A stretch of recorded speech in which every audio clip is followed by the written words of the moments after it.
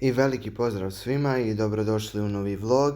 Evo ga jedan vlog iz Grčke, sa putovanja u Grčku. Evo nas ovdje u Srbiji na aerodromu Nikola Tesla, dok čekam let za Solun, Grčku. Aerodrom se dosta dobro izgradio i veoma je velik, mnogo je veći od aerodroma u Sarajevu. Ovdje sam sa jednim prijateljem dok čekamo let. On je išao negdje u Ameriku, koliko se ja sjećam. Upoznali smo se u busu, tako da, eto, i razmijenili smo Instagram profile, tako da je to još jedna dobra stvar je da sam napravio neko dobro prijateljstvo.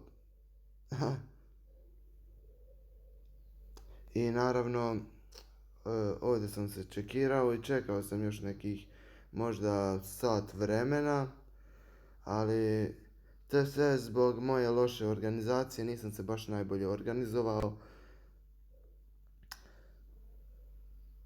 Ovo je ispred aerodroma. Mnogo ljudi ovdje bilo baš. Što se tiče maske, ja je nisam nosio jer smatram da mi nije uopšte potrebna, ali većina ljudi je tu nosila masku na aerodromu i tako da ne znam šta da kažem po tom pitanju. Mislim, ako se neko već vakcinisao, mislim da nema potrebe da nosi masku i da uopšte se, pošto ne mislim da je opasno to za ljude koji su se već vakcinisali. Ovdje baš čekam na ukrcavanje na let za Grčku iz Beograda. Inače, dosta ljudi iz Rusije, iz Srbije odlaze u Grčku na odmor. Ovdje sam isto, pričao sam sa isto jednim čovjekom i ženom. Oni isto idu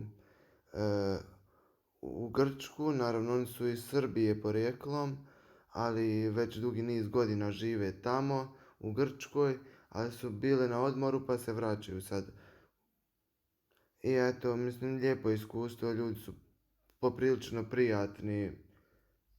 Sjećam se da me je jedan policajac ovdje ispred aerodroma pitao da li su to moja kola, da li je moj auto. Ja sam rekao ne, onda je došao drugi policajac, isto me to pitao i malo su šašavi. Ovdje sam u avionu. Air Srbija ima jako dobru organizaciju letova, nijedan let nije mi kasnio, tako da ovdje je pogled predlijep na grad i tako da većinu vremena sam spavao, tako da nije mi to nešto predstavljalo da sad ja, nije mi to predstavljalo baš neki veliki užitak taj let, pošto nisam baš spavao prethodne noći, putovao sam cijelu noć, tako da uglavnom prespavao sam u avionu, koliko toliko sam uspio da prespavam.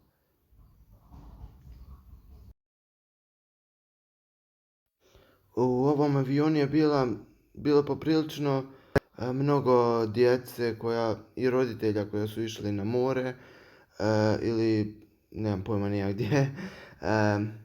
Znam jedno dijete je čitav let bukvalno prevrištalo je čitav let, tako da ja taman malo zaspim, ono počne vrišta pa me to probudi, ono, bože, ali nijedna druga djeca, ono, svi su normalno sjede ili pričaju s roditeljima ili uglavnom manja su djeca, a jedno dijete je baš toliko vrištalo, bukvalno čitavi nekih sat i pol, koliko je već trajalo, sat i 40 minuta je prevrištalo.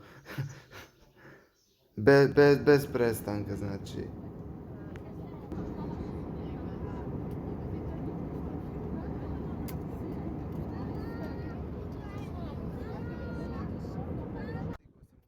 Evo me ovdje kad sam izašao iz aerodroma u Grčkoj. Bez obzira što sam vakcinisan protiv korone, što imam i papire i sve ono što je potrebno, opet su mi uzeli bris na ulazu u Grčku na aerodromu, uzeli su mi bris nosa i rekli su mi da moram da sačekam nekih 10 minuta, na telefon će mi doći poruka da li je taj brzi test negativan ili ne. Ako je taj test negativan, mogu da napustim aerodrom, ako ne, ne znam onda šta bi bilo, sigurno bi me vratili ili bi me zatvorili negdje na nekih 15 dana, o mom trošku, naravno. Ovo je centar grada, poprilično slično Hrvatskoj, Dubrovniku poprilično, ovaj ovdje dio, ili možda Neum, Bosna i Hercegovina. Zgrade su, asociraju me baš na taj neki dio, ili Hrvatska ili Bosna.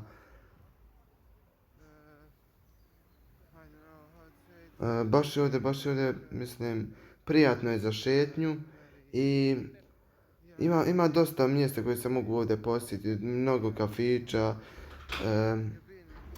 muzika, pošto je većina klubova zatvorena do nekog, ne znam, možda još nekih 5 dana.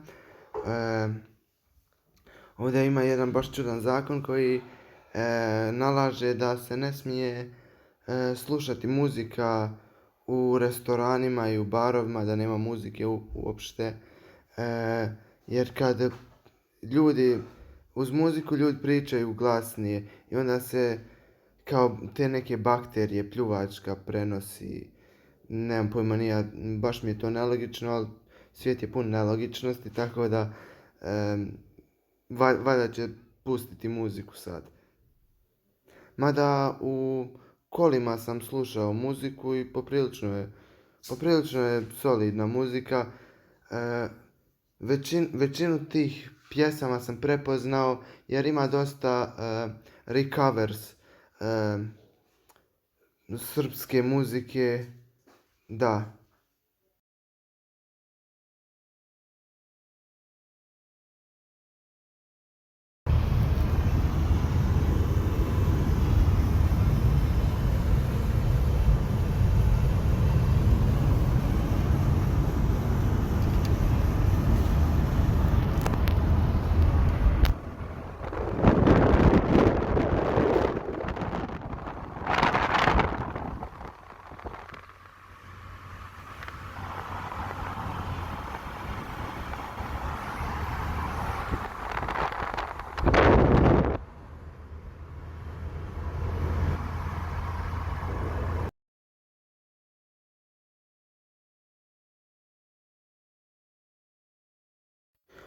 Ovo je taj apartman, dvorište apartmana u kome sam odsjeo. Stvarno ovdje je predivno i prelijep je pogled, ima čak i balkon. Sve ću vam to pokazati u nastavku. Da, ovo je kad smo išli na plažu, to je jedna od privatnih plaža, zajedno sa Kristinom. Idemo ravno na plažu. Ja i Kristina smo išli na tu plažu, kažem, to je privatna plaža i tako da možete tu da budete malo slobodniji na toj plaži, da se kupate, plaža je pješčana, kao što ćete i vidjeti sad. A došli smo na plažu, možete da vidite. Da, ovdje je šuma i dosta ljudi ovdje kampuje, iako je to zabranjeno kampovanje u Grčkoj, ali vjerojatno preko vikenda ljudi tu dolaze pa koriste kamp, šatore i tako to.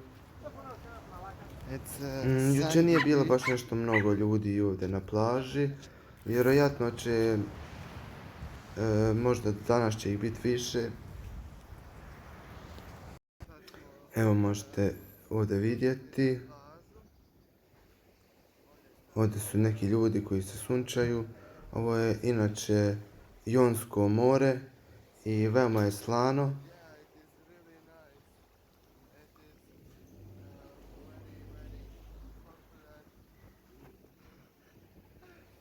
Ovdje su isto baš jaki talasi.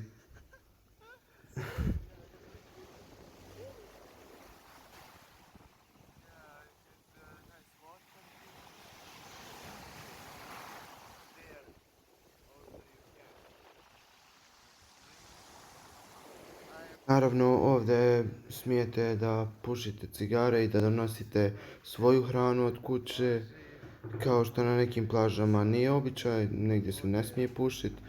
I tako da ova plaža je baš liberal po tom pitanju. Nema ništa protiv da ljudi donose vlastitu hranu ili da puše cigarete. Samo se ne smije bacati smeće po plaži ili ostavljati otpadci. Zato što je već mrak, već je malo kasno, pa je zato i tako malo ljudi ovdje, bukvalno sam ja ovdje ostao sam.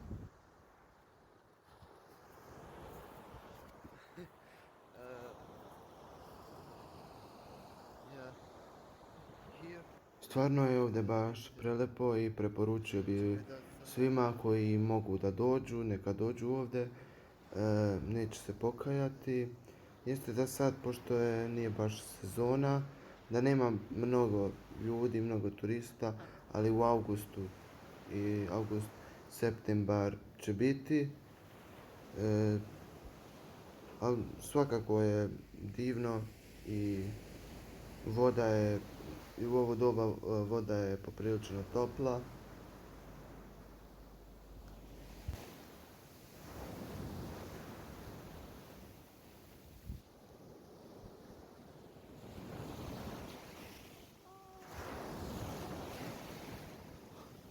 Moram gore, idem gore. Stvarno je predivno ovdje, ali trenutno se niko ne sluša, kao što možete da vidite za mene ili na ovu stranu.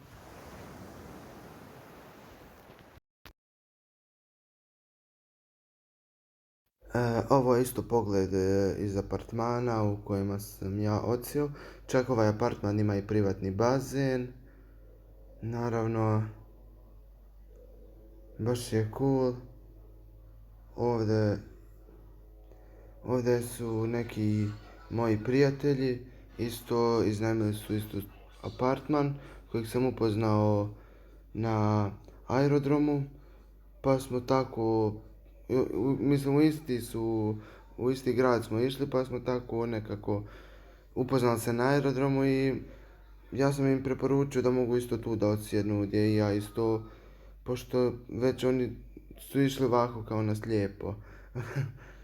Tako da sklopio sam i neka nova prijateljstva, tako to je baš lijepo i nadam se da ćemo se družiti još dosta dugo.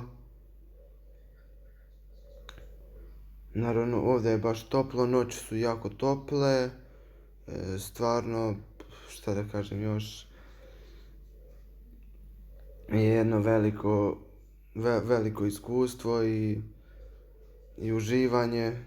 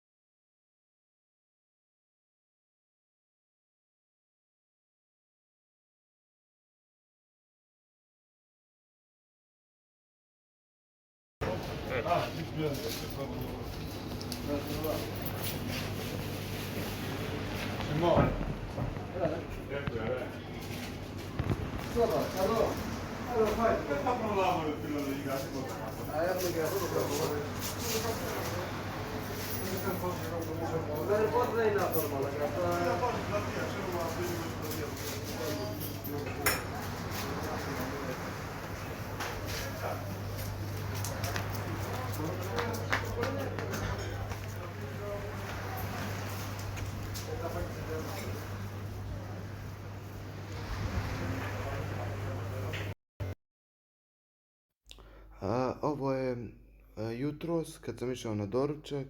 Inače ovaj hotel nudi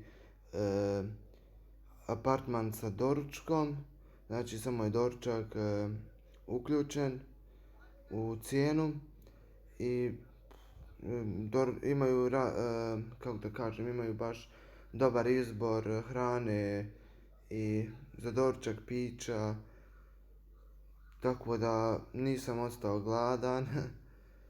Mada jedina zamjerka mi je što koriste previše ulja u svemu, mislim čak i u hljeb kad jedu koriste baš ulja. Ovo je taj predivni pogled dole na more gdje ću kasnije ići. Naravno, potrudio sam se da snimat ću vlogove iz dana u dan. Svaki dan ću snimati drugi vlog i neću stavljati u jedan video, već ću uploadovat video po video.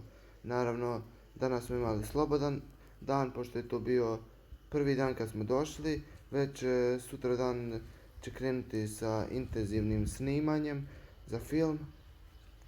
Također imat ćemo i nekog malo slobodnog vremena, navečer se već snima. Imam danas negdje oko 3 set i večeras oko pola 9 drugi, tako da bit ću slobodan većinu vremena. I naravno iskoristit ću ovaj bazen, malo ću se kupati, malo ću prošetati, možda ću otići malo u shopping. Ovo je moj tipični doručak koji ja jedem.